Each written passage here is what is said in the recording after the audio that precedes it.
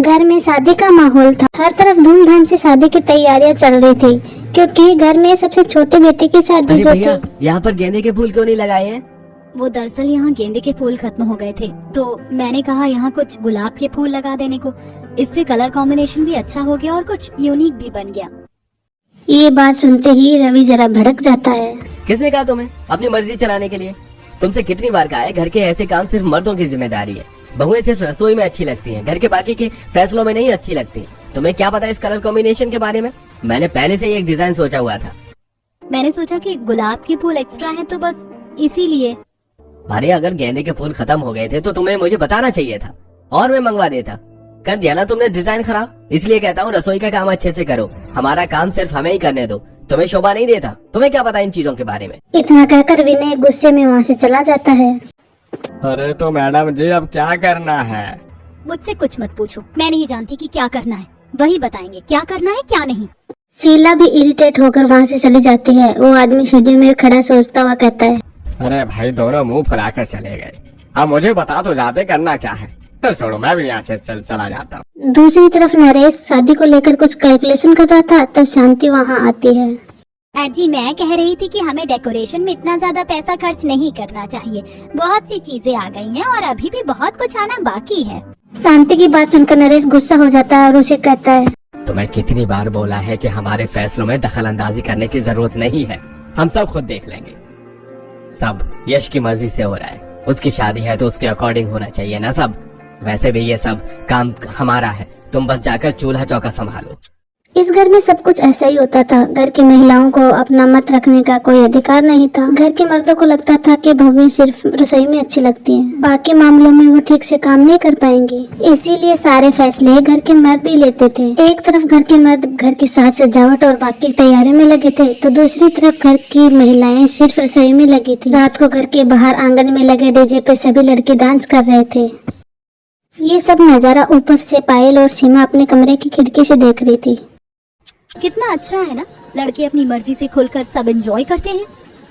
बिल्कुल सही कहा दीदी, असली जिंदगी तो लड़कों की ही होती है। घर के सभी फैसले भी लड़के करते हैं और एंजॉय भी अब वही कर रहे हैं। हमें क्या है, हम तो बस यहाँ पर चूल्हे चौके में लगे हुए हैं सुबह से। सच में उसके अलावा तो हम अपने जुबान तक नहीं खोल सकते हैं। हाँ छोड़ो, खैर अब हम कर भी क्या सकते हैं। दोनों उदास होकर वहाँ से चली जाती है और फिर धूमधाम से बारात जाती है और सारी रस्मों रिवाजों के साथ यश और नेहा की शादी हो जाती है। शादी के बाद नेहा अपने ससुराल आती है और गृह प्रवेश करती है। शांति की तो तीसरी बहू भी बड़ी ही सोहनी है। चलो सही है, अब शांति की सारी जिम्मेदारी पूरी हो गई है। इसकी तीसरी बहू भी अब घर में आ गई है।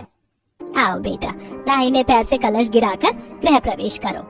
नेहा दाहिने पैर से कलश गिराकर गृह प्रवेश करती है और अपने कमरे में सोने चली जाती है। अगले दिन सुबह नेहा रसोई में जाती है अपनी पहली रसोई की रस्म पूरी करने के लिए। तभी वहाँ उसकी दोनों जेठानी आती हैं। मुझे आज खाने में क्या बनाना है? मेन्यू तो पहले से ही डिसाइडेड है।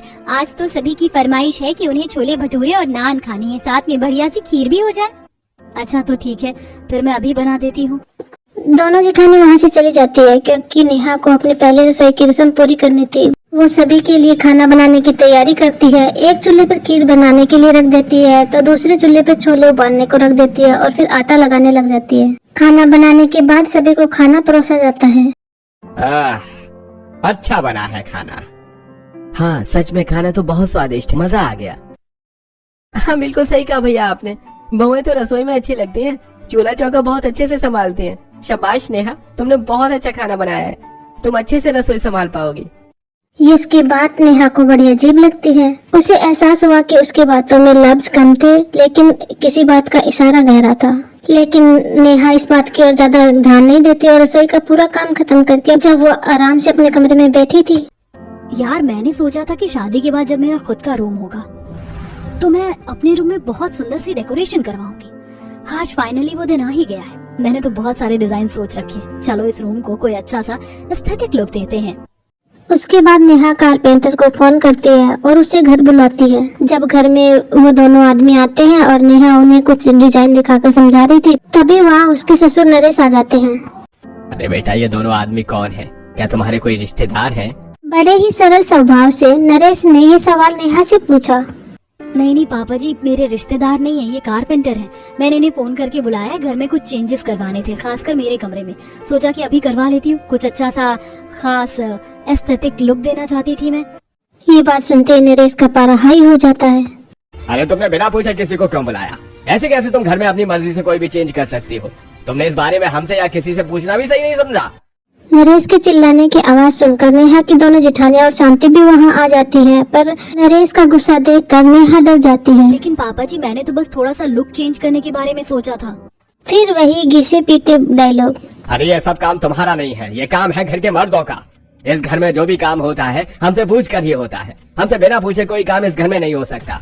इसीलिए आगे से इस बात का ध्यान रखना, ये गलती नहीं होनी चाहिए। नरेश दोनों कारपेंटरों को वहां से भेज देता है और गुस्से में वहां से चला जाता है। बेवजह तुम्हें बिना पूछे कोई भी काम करने की जरूरत क्या थी?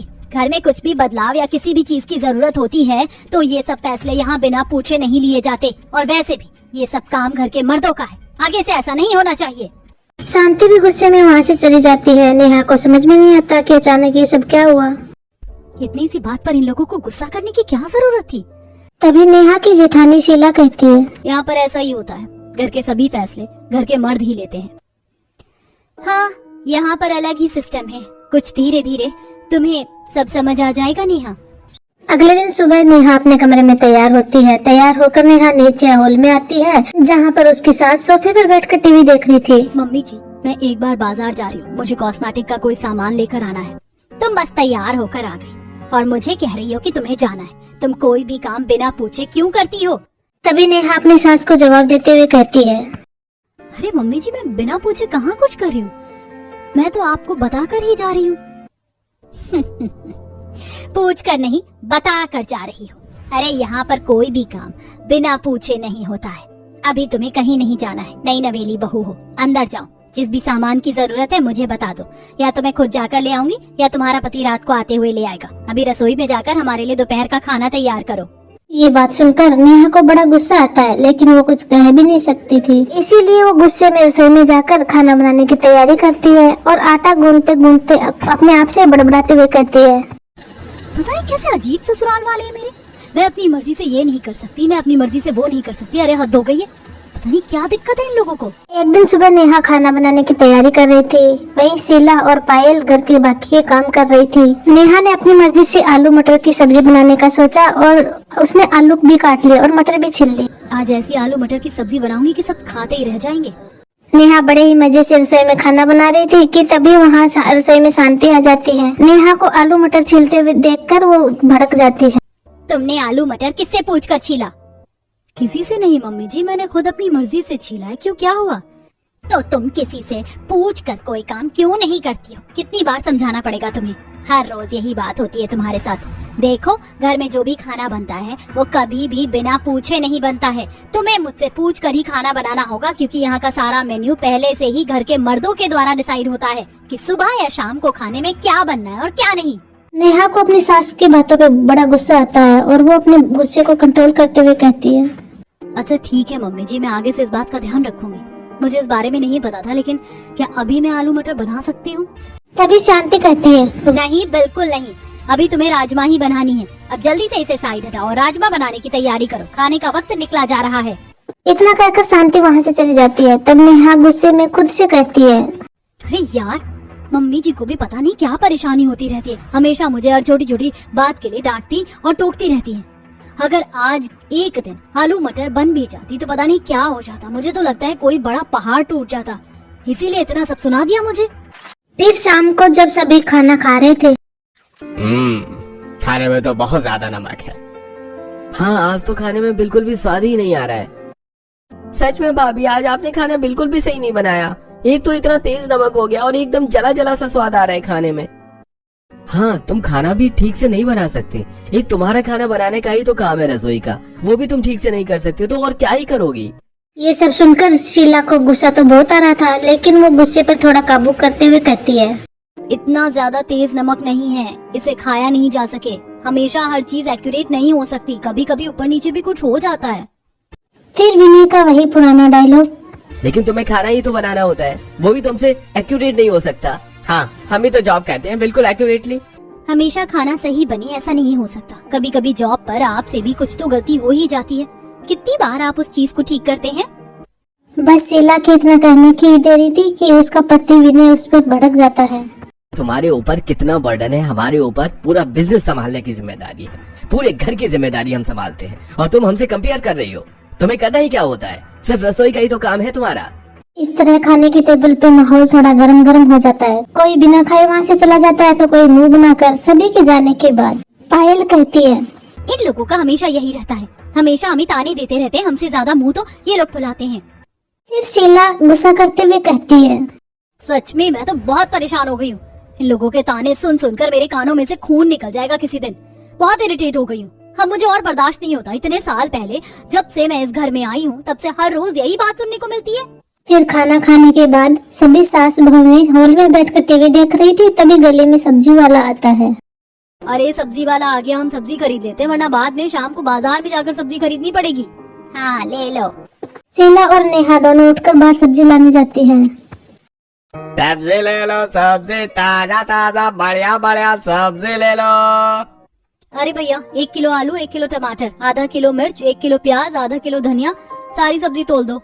सब्जी वाला उनकी सारी सब्जी तोल रहा था कि तभी उनकी पड़ोसन वहाँ आती है। अरे रितु कैसी हो तुम? बहुत दिनों बाद नजर आ रही हो। बस क्या बताऊं, नौकरी में इतनी ज्यादा उलझी हुई हूँ कि बस समय ही नहीं मिलता। अभी तो मैंने 3 दिन का रेस्ट लिया है। लास्ट मंथ ओवर टाइम किया था। सच बात है, रेस्ट लेना भी बहुत जरूरी है। तभी रितु कहती है, अच्छा तो ये है घर की नई बहू, यश की पत्नी। शादी में ज्यादा बात करने का मौका नहीं मिला, बड़ी प्यारी है। जी शुक्रिया, आप भी। अब तो कहाँ, अब तो हम भी बूढ़े हो गए हैं। अरे कहाँ, अभी तो तुम जवान हो। तीनों इसी तरह हंसी ठिठोली कर रही थी। तब दरवाजे पे शांति देवी आती है। तीनों को ऐसे देखकर मुंह बनाकर वापस चली जाती है। वहीं दूसरी तरफ शीला और नेहा सब्जी लेकर घर के अंदर जाती है। तब तुम दोनों उस लड़की से क्या बात कर रही थी? किस लड़की से? ओहो, किस लड़की से? अरे वही हमारी पड़ोसन जो नौकरी पर जाती है। अच्छा वो? कुछ नहीं, बस माँ जी हालचाल पूछ रहे थे। वो तो बहुत प्यारी है और अच्छी भी। ज्यादा किसी पर प्यार लुटाने की जरूरत नहीं है यहाँ पर। इन लोगों से जरा दूर रहा करो। क्यों? दूर क्यों रहना है? बस कह दिया सो कह दिया, दूर रहना है तो रहना है। कभी भी मुझसे इस तरह ज्यादा बहस मत किया करो।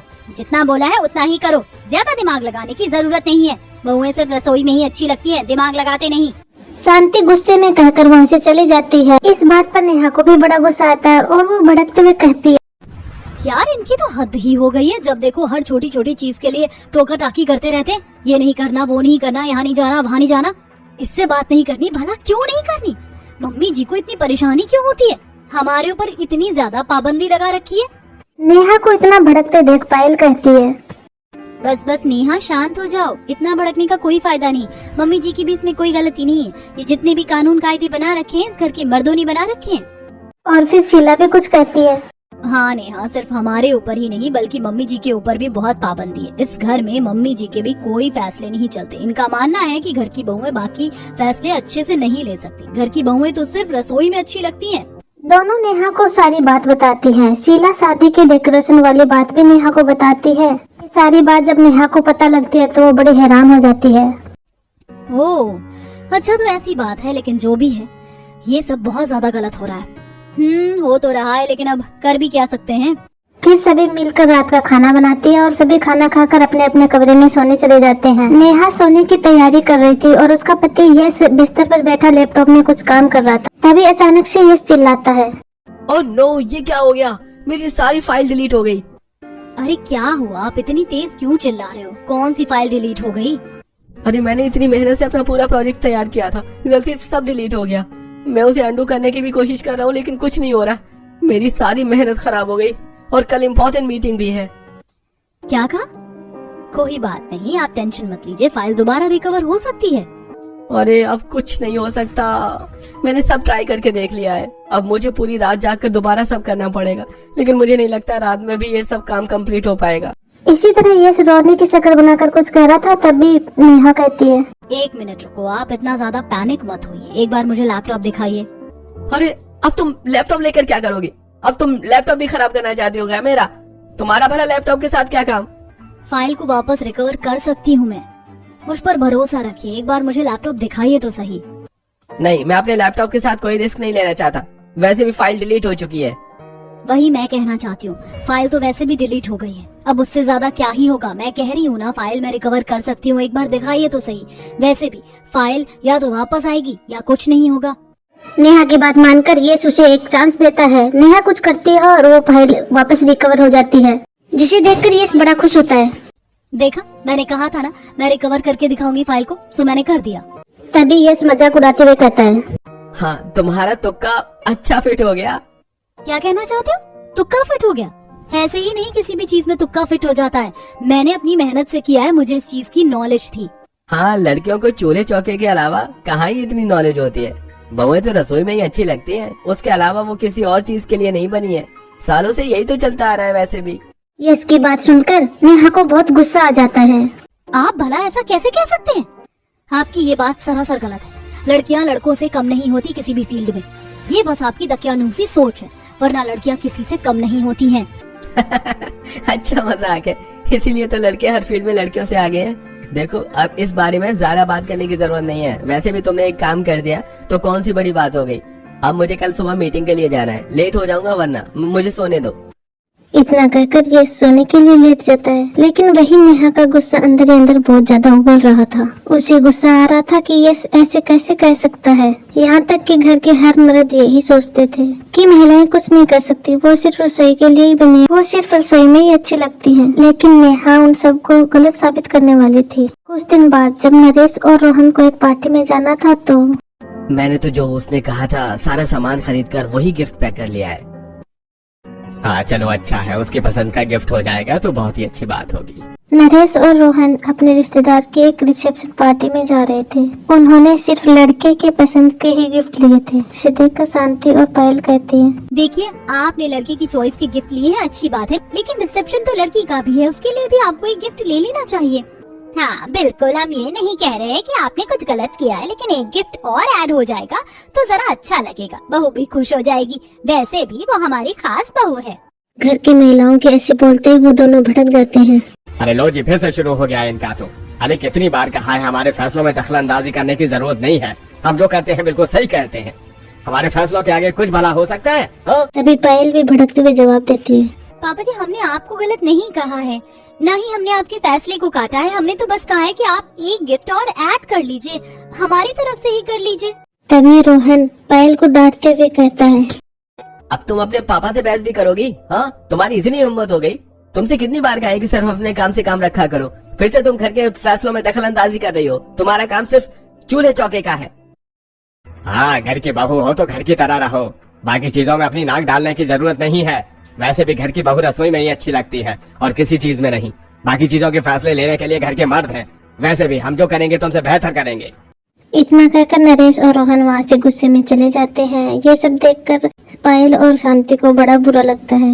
इन लोगों का कुछ भी बोलना बेकार है, हर बार हमारे साथ ऐसा ही करते हैं। हमारे फैसले मानना तो दूर की बात, हमें किसी फैसलों में बोलने तक नहीं दिया जाता है। मैंने तो अब चुप रहना सीख लिया है, लेकिन कोई इंसान कितना ही चुप रह सकता है। घर में कोई बात होगी तो कहीं ना कहीं बोला ही जाता है। पायल चुप रहती है, फिर भड़कते हुए कहती है, आपने तो मम्मी जी अपनी पूरी जिंदगी बहुत कुछ बर्दाश्त किया है, बस मुझसे अब और बर्दाश्त नहीं होता है। अरे शादी से पहले हमारे मायके में भी कभी ऐसा कुछ नहीं हुआ। हमारे घर में पूरी वैल्यू थी हमारी, लेकिन यहाँ आने के बाद तो हमें किसी भी चीज में बोलने का हक ही नहीं है। पूरी जिंदगी बस एक ही डायलॉग सुनने को मिल रहा है, घर की बहू हो रसोई में अच्छी लगती हो। अरे घर की बहू है, रसोई की बहू थोड़ी है। घर की बहू है तो घर में भी तो कुछ बोलने का हक होना चाहिए कि नहीं। पायल भी ये सब सुनकर बहुत ज्यादा इरिटेट और फ्रस्ट्रेट हो जाती है। उसका गुस्सा फूट फूट कर निकल रहा था, लेकिन इन सब का कोई फायदा नहीं था। फिर एक दिन नरेश, विनय, रोहन और यश बैठकर अपने बिजनेस के बारे में बातें कर रहे थे। समझ में नहीं आ रहा कि सब कैसे होगा। हमारे बिजनेस को तो बहुत ज्यादा घाटा हो रहा है। सच में पापा, हमारे शेयर्स भी डूब गए हैं। अभी तो सब कुछ लॉस में ही जा रहा है। अगर ऐसे ही चलता रहा तो हमारे बिजनेस को डूबने में ज्यादा समय नहीं लगेगा। वहीं दूसरी तरफ नेहा रसोई में उन लोगों के लिए चाय बनाकर लाती है। ये चाय की ट्रे लेकर वहीं खड़ी थी और उन लोगों की बातें सुन रही थी। मुझे लग रहा है कि कहीं ऐसा तो नहीं है कि हमने कोई गलत इन्वेस्टमेंट कर दी हो, लेकिन हमारे एडवाइजर ने तो हमें यही एडवाइस दी थी और हमने सब कुछ उसके अकॉर्डिंग ही किया था। ये देखो, ग्राफ कितना ऊपर जा रहा था और अब सडनली कितना नीचे आ गया है। रेशन भी तो हमारा 25-75 का चल रहा है। पता नहीं सब कैसे होगा। नेहा चाय की ट्रे रखकर वहाँ से चली जाती है। अब चारों बिजनेस के टेंशन की वजह से बहुत इरिटेट रहने लगे हैं। उनका गुस्सा फूट फूट कर घर की महिलाओं पे निकलता था। अरे खाना बिल्कुल भी अच्छा नहीं बना है। पता नहीं खाना भी ठीक से नसीब नहीं होता इस घर में तो। सच में पापा, कितनी मेहनत कर लो, हम तो घर की जिम्मेदारी इतने अच्छे से संभालते हैं, लेकिन इन लोगों से खाना तक ठीक से नहीं बनता। वहीं बहुओं को भी गुस्सा आ जाता है। देखिए, आजकल आप ज्यादा ही हम पर बिना बात के भड़क रहे हैं। हम मानते हैं कि आपको अभी बहुत ज्यादा चिंता सता रही है, लेकिन अपना गुस्सा हमारे ऊपर निकालने की कोई जरूरत नहीं है। अच्छा, अब तुम अपनी गलती भी हमारे ऊपर थोप रही हो। इस तरह गर्मा गर्मी का माहौल बन जाता है और दोनों तरफ से कुछ कुछ बातों की बौछारें होती है। तभी नेहा चिल्लाकर सबको चुप कराते हुए कहती है, बस बहुत हो गया। आप लोगों ने हम महिलाओं को बहुत नीचा दिखा दिया। अब हम और बर्दाश्त नहीं करने वाले। आप कहते हैं ना कि लड़के ही सब कुछ कर सकते हैं, लड़कियां कुछ नहीं कर सकती। लड़कियां सिर्फ रसोई के लिए बनी है। हाँ, इसमें भी कोई शक है?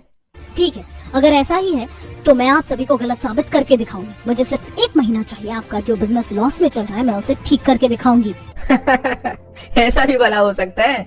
क्यों, डर गए क्या कि हम सच में कुछ कर दिखाएंगे? और अगर हमने कुछ कर दिखाया तो आप हमसे अपने गलत व्यवहार के लिए माफी मांगेंगे? ठीक है, हमें तुम्हारा चैलेंज मंजूर है। अब असली कंपटीशन शुरू होता है। शीला, पायल, नेहा तीनों ही बड़ी पढ़ी लिखी थी। नेहा ने तो खास अकाउंटेंट का कोर्स किया था। वो तीनों अपनी पूरी नॉलेज की मदद से उन लोगों ने जो गलत इन्वेस्टमेंट की थी उसे हटाकर सही जगह इन्वेस्टमेंट करती है और शेयर्स का रेशियो भी घटा देती है।